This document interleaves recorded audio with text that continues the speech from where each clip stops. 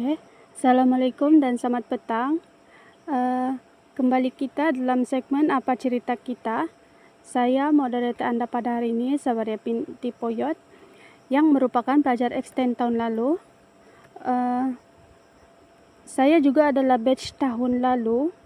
Oke, pada hari ini saya tidak berkesorangan. Saya bersama ahli panel saya, yaitu dari Fakulti UMS.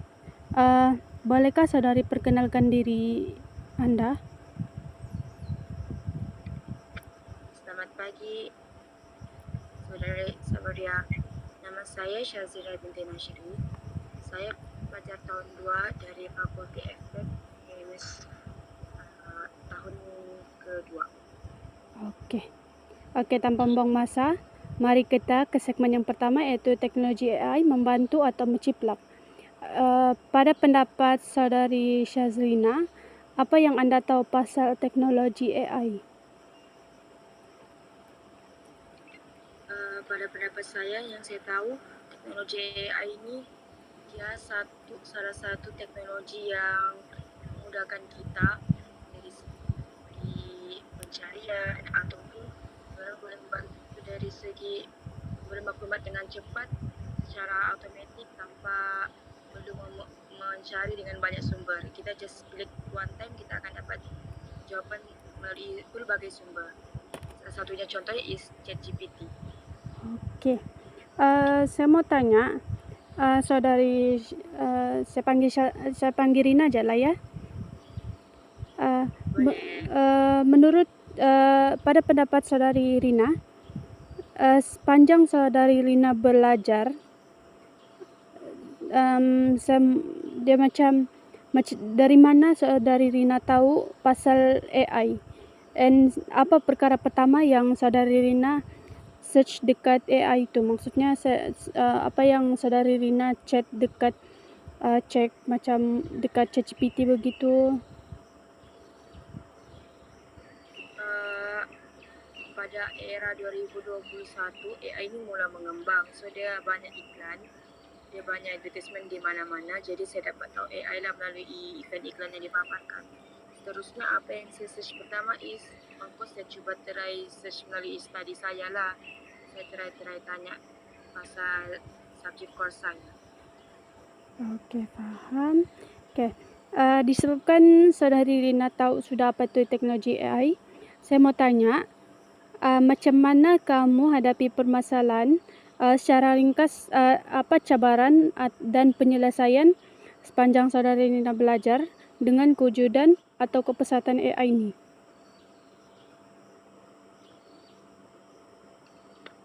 Cabarannya ialah saya jadi seorang yang ingin cepat, tetapi ada beberapa data yang saya dapati daripada AI juga kurang tepat. Contoh macam pasal saya mau search pasal study saya, tetapi artikel yang diberikan adalah kurang tepat dan tidak benar lah. So cabarannya is dia banyak memberikan sumber-sumber yang palsu kepada assignment saya, dan itu agak memberi kesan yang besar kepada markah saya lah kalau lecturer dapat kalau sumber tersebut kurang relevan ataupun kurang tepat. Oke, kita ke segmen kedua, yaitu kenapa dan apa. Oke, bagi saya, hak cipta adalah eksklusif yang diberikan oleh undang-undang kepada pencipta untuk mengawal, menerbitkan atau menggunakan karya asal mereka serta menghalang pihak lain daripada menyalin atau menyalahgunakannya tanpa kebenaran. Dalam segmen kedua ini ada tiga objektif, yaitu yang pertama menjelaskan maksud hak cipta dan plagiat AI. Yang kedua, mengenal pasti jenis-jenis plagiat AI yang terjadi dalam kalangan pelajar. Yang ketiga, mengenal pasti kesan negatif dan positif dalam AI. Oke. Dalam segmen kedua ini adalah tajuk dia kenapa dan apa. Ada tiga, yaitu satu, saudari Rina kena bagi tahu saya apa itu contoh pelanggaran hak cipta. Yang kedua, bagi saya, bagi pendapat Saudari Rina, macam mana Saudari Rina gunakan AI itu dengan cara yang betul.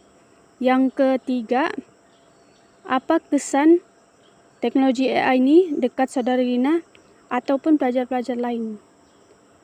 Okey, Saudari Rina boleh tolong bagi pendapat. Saya mulakan dengan soal pertama. Boleh saudari ulang balik soal pertamanya tadi?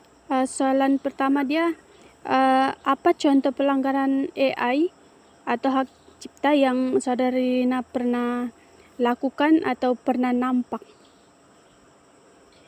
Okay, kalau dari segi pelanggaran, pertama AI dia boleh mengubah dokumen-dokumen penting. Seperti banyak yang saya lihat tular di sosial media, orang edit dokumen penting seperti sijil. Kemudian AI pula melanggar hak cipta seperti mengeluarkan gambar seseorang yang wujud di dunia ini. Contoh, mereka menggunakan gambar orang yang wujud sebagai hasil daripada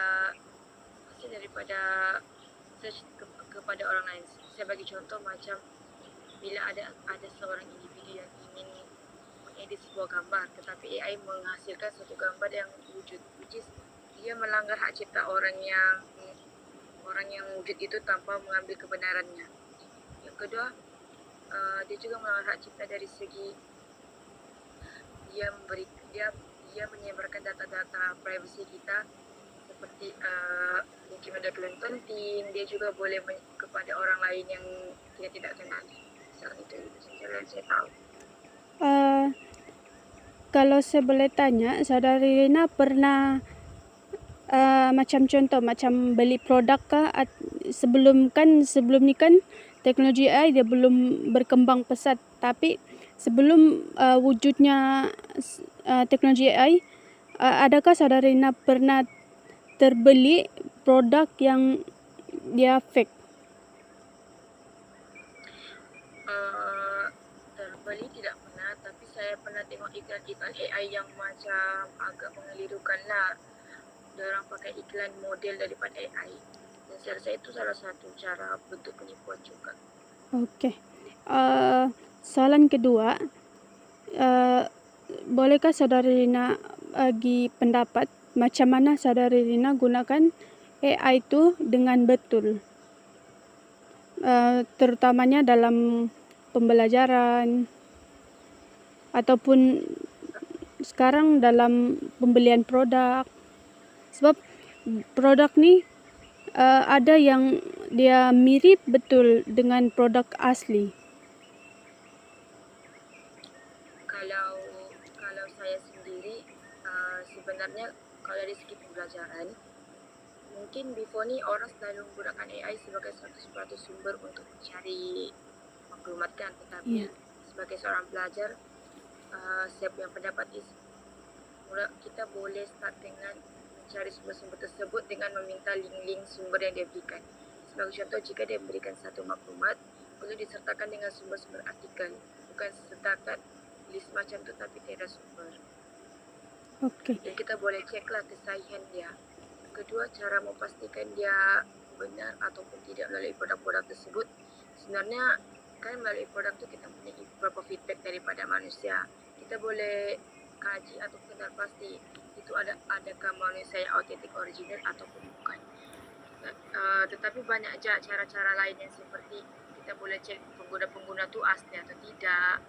Dan kita boleh bezakan antara pengguna yang AI atau Okey, faham. kita banyak maklumat lah.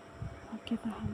Okey, untuk soalan ketiga, apa kesan AI ini terhadap Saudari Rina ataupun sekitar? Macam contohnya dalam pembelajaran. Kesan buruk atau kesan baik? Mungkin dari Saudari Rina mungkin ada kesan positif menggunakan AI, ada juga kesan negatif dalam penggunaan AI. Kalau kesan positif, actually banyak, sebab dia banyak membantu percepat kerja saya lah. sebab kita tak perlu search satu-satu lagi sumber tu. Dia secara banyak pun dia boleh secara cepat tak bagi jawapan. Tapi kalau dari segi keburukan, AI ni dia banyak membuat rasa malas kepada seorang pelajar lah. Dan kedua, dia mengurangkan pelajar untuk banyak berfikir. So itu salah satu kesan yang buruk, sebab pelajar yang kurang berfikir ni dia akan kurang kreativiti dalam menghasilkan idea. Okey, faham.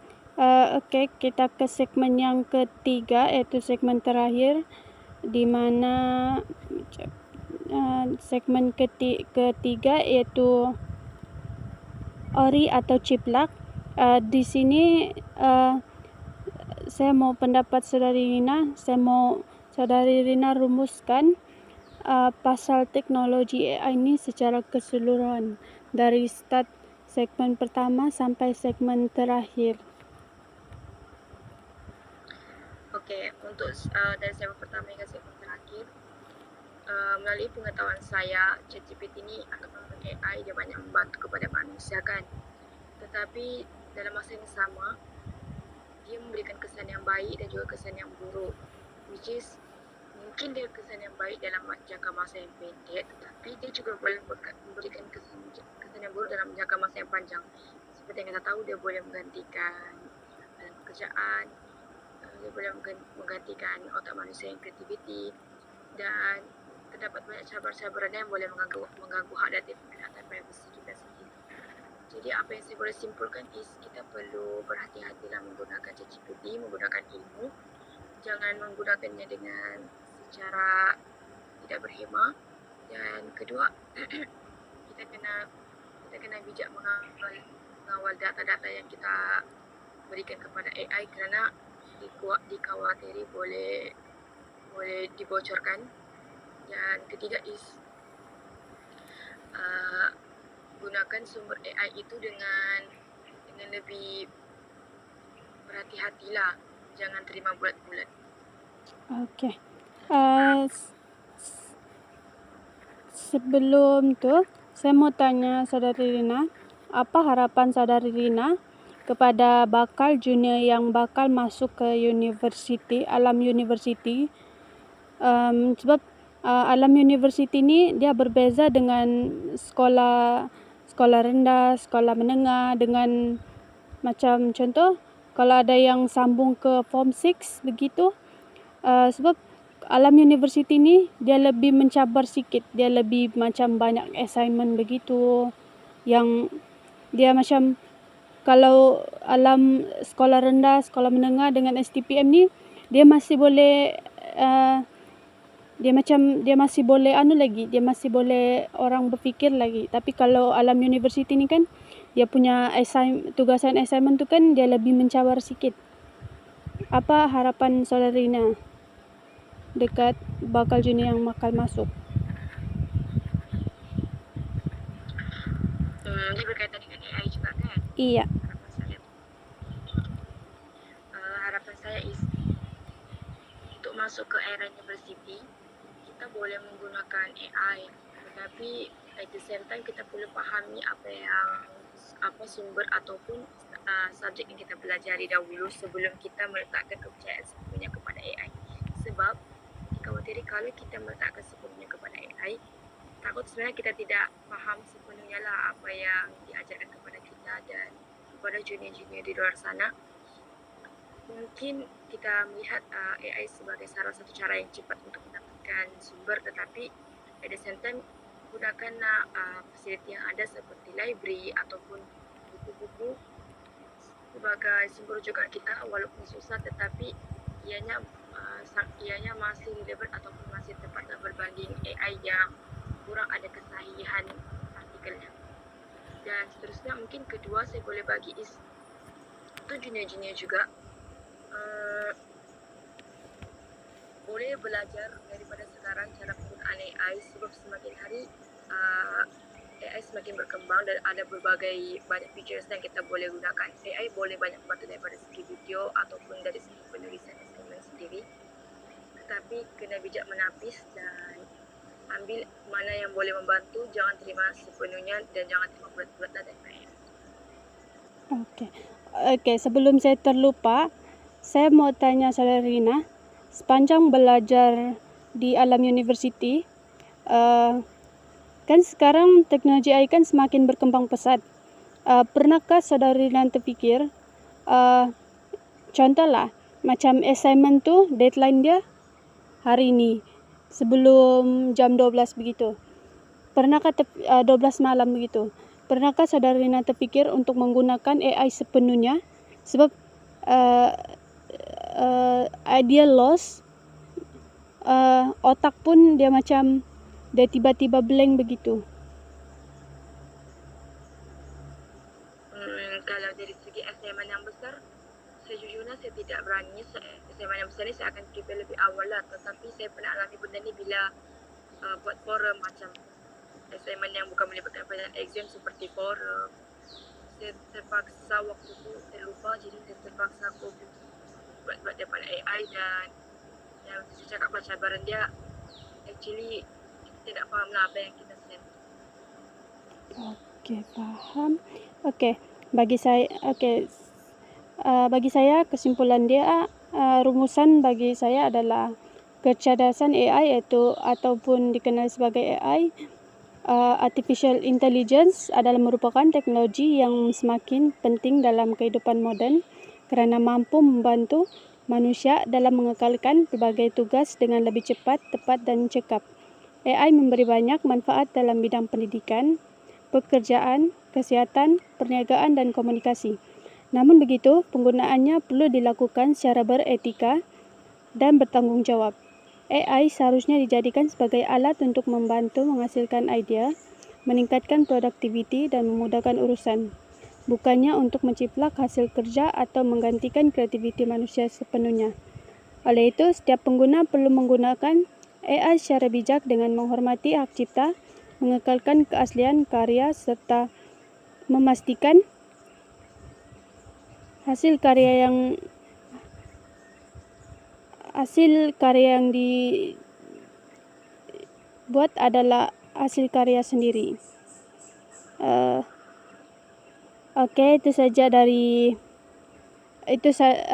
dengan berakhirnya segmen ketiga ni, maka berakhirnya segmen apa cerita kita. Terima kasih Saudari Rina kerana sudi meluangkan masa untuk mengikuti forum pada hari ini. Sama-sama, terima kasih banyak juga atas segmennya. Okey, terima kasih.